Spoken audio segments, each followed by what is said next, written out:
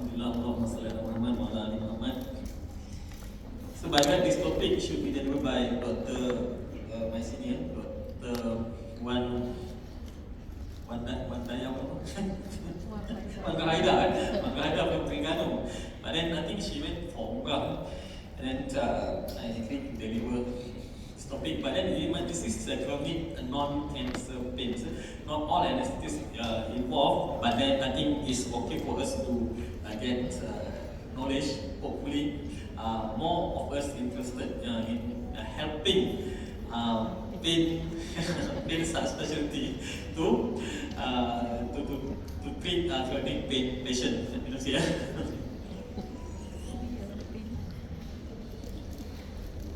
So the contents of my talk is the introduction, short revision on chronic pain, short revision on opioid, guideline for opioid usage in chronic non-cancer pain, related issue if you have time, and then summary and conclusions.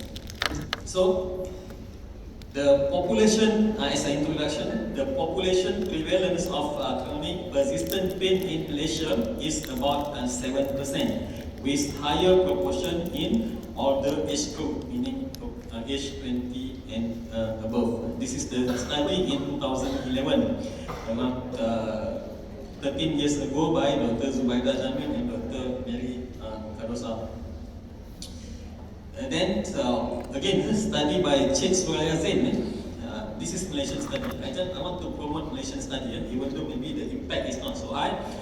But then we should start. We should start somewhere. Even in our Facebook, we put some study so that other people can refer to our figure. Of the 97,227 patients prescribed with analgesics, 51.8% were NSAID, 46.6% were tramadol, and 1.7% were opioid. From 2010 to 2016 in a few tertiary hospitals where the Cik Suraya did her study. They separate the tramal from other opioids because some researchers not consider tramal as opioid, but many other researchers consider tramal as opioid just because tramal also work via the serotonin pathway. But then nowadays many people will consider tramal as still as opioids. This is US info, US National Survey. More than 40 people die every day from overdose involving prescription of opioid. Since 1999 until now, 25 years, there have been over 165,000 deaths from overdose related to prescriptions of opioids. So opioid is beauty, and opioid also have the dark side. Many people take their own life using opioids. This is short revision on chronic pains. Chronic pain is the long-standing pain that persists beyond the usual recovery period or occurs along with a chronic health condition, such as arthritis. Chronic pain may be on and off or continuous. It may affect people to the point that they can't work, eat properly, take part in physical activity, or even cannot enjoy their life. Short revision on chronic pain, we can divide chronic pain into a few subcategories. The first one is the chronic pain. Just now I don't mention the durations. The simple duration is chronic pain, mentioned just now, is beyond the recovery period, but then for us to be quantitative is around 3 months. The similar pain that occur almost every day for more than 3 months is considered a chronic pain. So we can divide further. The first one is the chronic pain with ongoing tissue damage. We call it the chronic nociceptive pain. For example, most of us who are more than 50 years old, we have the knee OA. I myself also sometimes do have it. I don't know, Dr. Wan look very comfortable. Me, because maybe my BMI is a little bit high. Some patients have the rheumatoid arthritis, some patients have the degenerative disc disease. The second chronic pain is the without ongoing tissue damage. We call it neuropathic pains. For example, phantom limb pain, those who their hand or their legs being chopped, maybe being amputated due to injury, probably they might have. But those who are being amputated due to diabetic, they have less occurrence of the phantom limb pains because they already have the peripheral nerve pathology.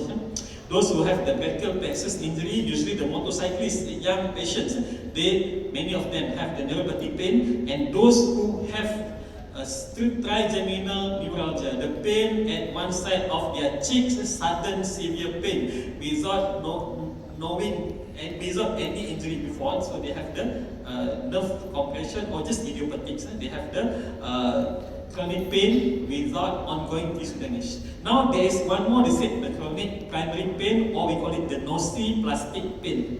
Chronic nociplastic pain, for example, the fibromyalgia and atypical facial pain. I won't elaborate further. The fourth one is the chronic cancer pain. Is not in this afternoon discussions. So then again, short revision on opioid. According to the WHO, opioids are commonly used for the treatment of pain and include medicines such as morphine, fentanyl, and tramadol. So WHO consider tramadol as opioids. They are non-medical use, prolonged use, misuse, and use without medical supervision can lead to opioid dependence and other health problems. Due to their pharmacological effect, opioid can cause breathing difficulties, and opioid overdose can lead to deaths. As mentioned, 25 years ago, 165,000 of deaths has occurred in US due to opioids. Worldwide in 2019, this is worldwide. Worldwide in 2019, about 600,000 deaths were attributable to drug use, and around 80% from these 600,000 are related to opioids. With about 25% of those deaths caused by opioid overdose. So, short revision on opioid side of action. In my first lecture, I already mentioned it. So, just very short, they act at the both ascending and descending modulations. And there are these three very famous receptors: the mu, delta, and kappa. So, the mu receptor and kappa receptor acts to reduce the pains. So, in determining when to initiate or continue opioid for chronic pains, based on US guidelines and European guidelines, we need to understand 3 principles and 12 guidelines. I just go one by one. So, at least we have the idea when to start, when to continue, and when to reduce, or even when to do some action to the patient. So this is the first 3 principles. The first one, non-opioid therapy is preferred. So for chronic pains, except for active cancer. So meaning we need to optimize the PCM, we need to optimize the NSAIDs, either selective COX-1 or either non-selective COX or selective COX-2. We need to optimize the adjuvant anti-neuropathic pains if patient have neuropathic pain, such as pregabalin or amitriptyline. Then after we optimize this one, plus the non-pharmacology. The pharmacology mean the non-pharmacology meaning the physiotherapy, the rehabs, the cognitive behavioral therapy. We need to optimize that one before we instill the opioids. When opioid, number 2, when opioid decided to be used, we need to prescribe the lowest possible effective dosage to reduce the risk of opioid use disorder and overdose. For example, we can use as low as Altracet, 1 tablet a day, 37.5 mg tramadol. Or if we don't have the Altracet in our hospital, we can start the low dose of tramadol, 50 mg on night or 50 mg BD. And then the third one, the clinician should always exercise caution when prescribing opioid and monitor all patients closely. Alternative to tramadol that we have in Malaysia is the dihydrocodeine. Or if some patients want to use Panadine also, but then they need to buy on their own. Panadine is combination between codeine and Panadol. So once we have understand these three principles, then we go to the next 12 guidelines. So this is the 12 recommendation in determining whether to initiate or continue opioid for chronic pains. The first one, opioid are not first line therapy for chronic pain, but it's not contraindicated. It's one of the indications for the treatment of chronic pains. So as I mentioned, non-pharmacologic therapy and non-opioid pharmacology therapy are preferred for chronic pain. This is the first line. So the opioid comes later. Clinicians should consider opioid therapy only if expected benefit for both pain and function are anticipated to outweigh risk to the patients. If opioids are used, they should be combined with non-pharmacologic therapy and non-opioid pharmacology therapy as appropriate, as mentioned by me earlier. This is the first guideline or the first recommendation. Then as I mentioned, this is the non-pharmacologic therapy such as behavioral therapy, cognitive behavioral therapy, and interventional treatment also should be considered. And then the non-opioid medication include what I have mentioned before, paracetamol or acetaminophen, NSAID, or certain medication that are also used for depression or seizures, such as amitriptyline, gabapentin, pregabalin, duloxetine can be used as an adjuvant to treat chronic pain. Some people may add like anti-muscle spasm, for example, the Myonal or baclofen. So the principle number 2. Establish goals for pain and function. Before starting opioid therapy for chronic pain, clinicians should establish treatment goals with all patients, including realistic goals for pain and function, and should consider how opioid therapy will be discontinued if benefits do not outweigh risk. Clinicians should continue opioid therapy only if there is clinically meaningful improvement in pain and function that outweigh risk to patient safety. Meaning, if the patient take opioid but then yet the pain doesn't improve, the activity of daily life also not improve, the depression also not improve, better we discuss with patient, opioid not going to help you, we can continue with other type of medications. And then in chronic, I just want to brief in chronic pain. For the acute pain, as I mentioned in my first lecture, we have the clear target of pain score. Pain score should be less than 4 as guided by the KKM pain-free programs. But then for the chronic pain, the pain score is not as much important as acute pain. For the chronic pain, the first that we target is the sleep. We want the patient to have good sleep. The second one is we want patient to able to practice their active of daily life. Usually if they have the good sleep, they will have a good mood the next day. So the sleep is important. The second one is the good mood the next day. The third one is to perform their activity of daily life and the else.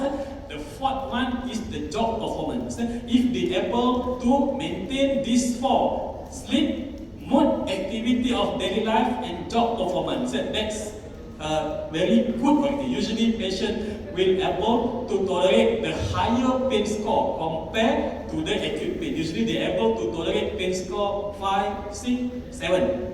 And even sometimes they can even tolerate more because they need to face the condition almost every day.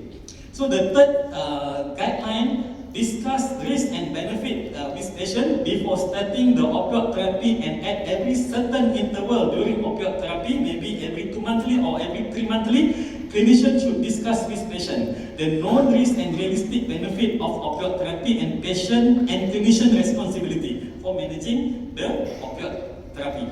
That one number 3. Number 4, use immediate release opioid when starting the opioid therapy. So when we decided together with patient to start the opioid therapy for chronic non-cancer pain, clinicians should prescribe the immediate release opioid instead of extended release or long-acting opioids.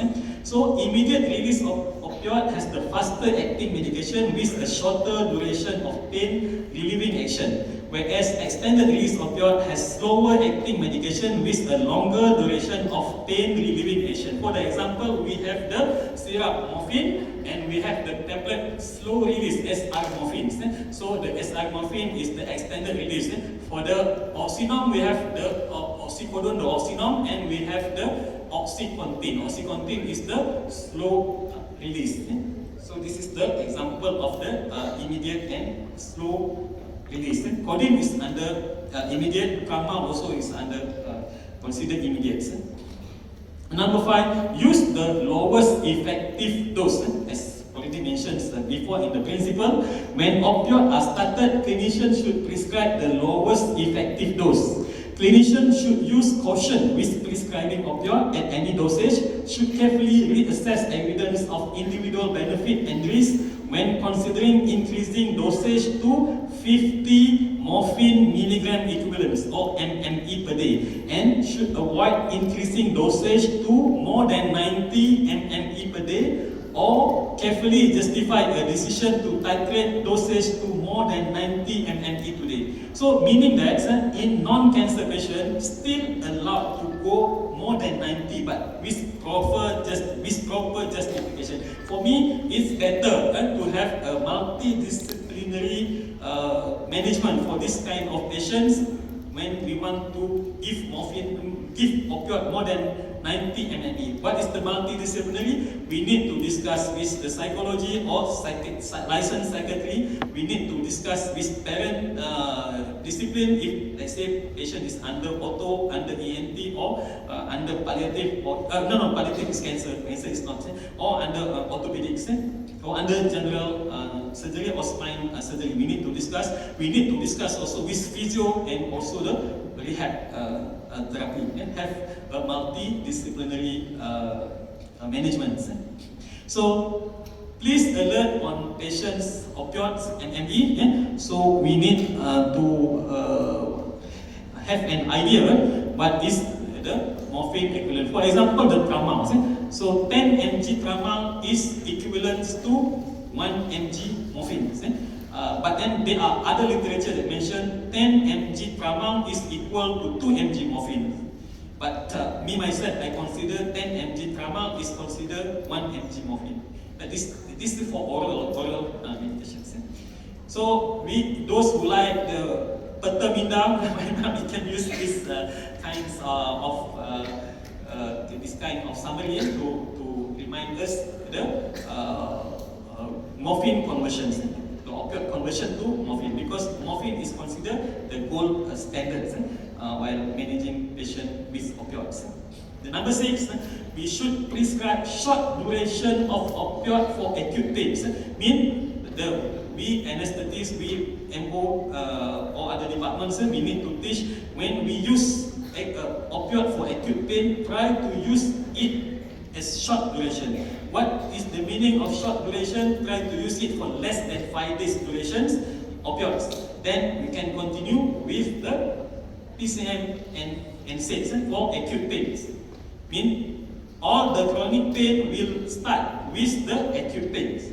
There is no term, only chronic pain without acute pain. So less than 3 months is still considered acute pain. So treat the acute pain using shorter durations of opioid, then consider the non-opioids. Principle number 7, guideline number 7, evaluate benefit and harm frequently. Clinicians should evaluate benefit and harm with patient within 1 to 4 weeks of starting opioid therapy for chronic pain or of dose escalation. So clinicians should evaluate benefit and harms of continued therapy with patient at least every 3 months or even more frequently.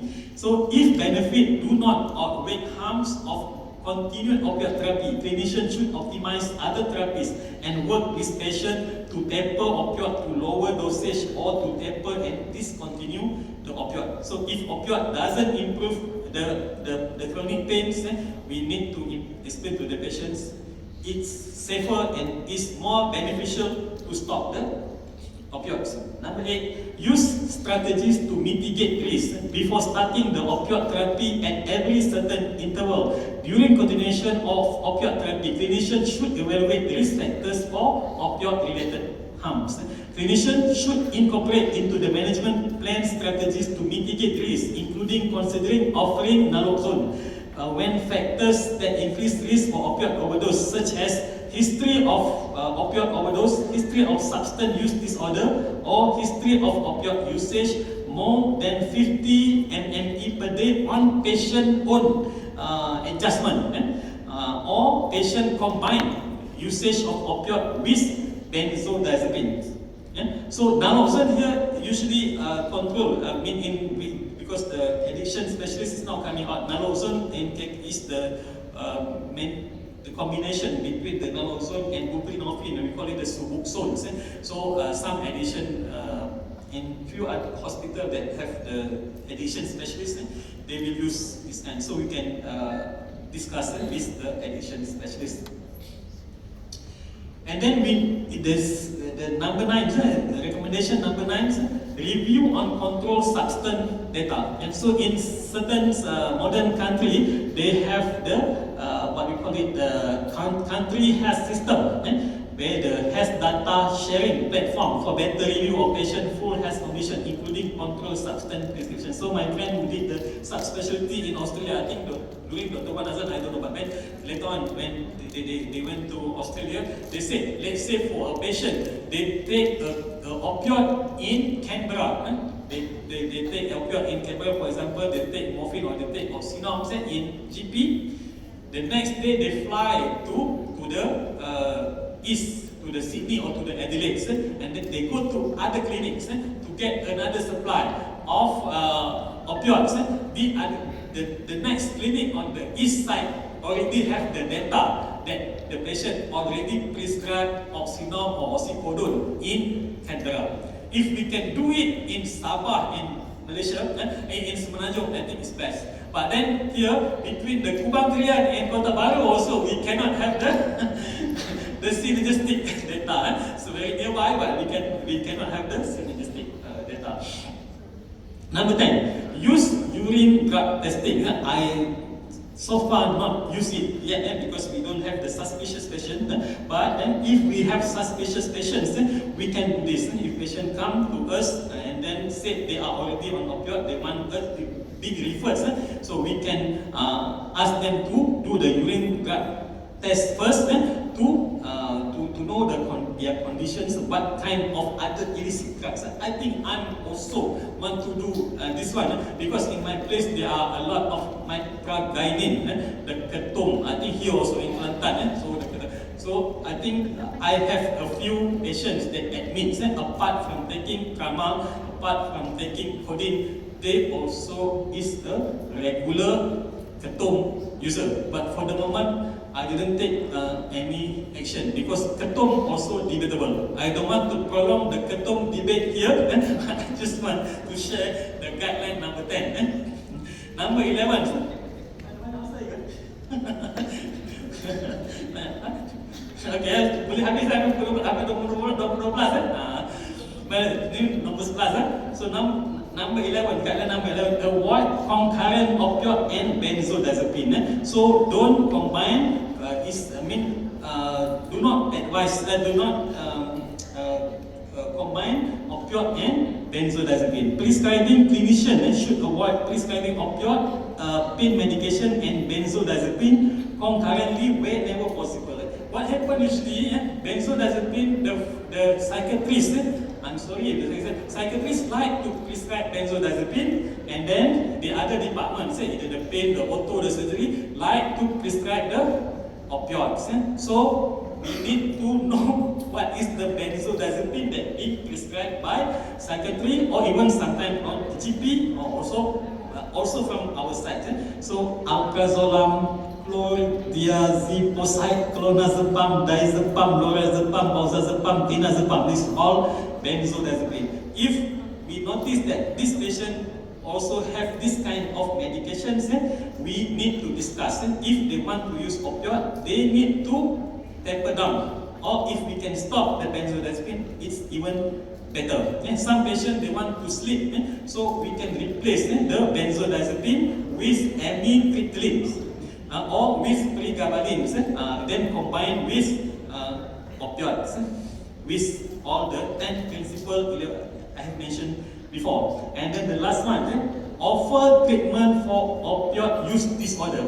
For those who already have the opioid overdose or misuse of opioids, clinicians should offer or arrange evidence-based treatments, usually medication-assisted treatment with buprenorphine or methadone in combination with behavioral therapies for patients with opioid use disorder. Meaning that this we need to refer for the harm reduction therapy, or we need to refer to the addiction specialist, because in Malaysia system usually we refer to other teams to treat the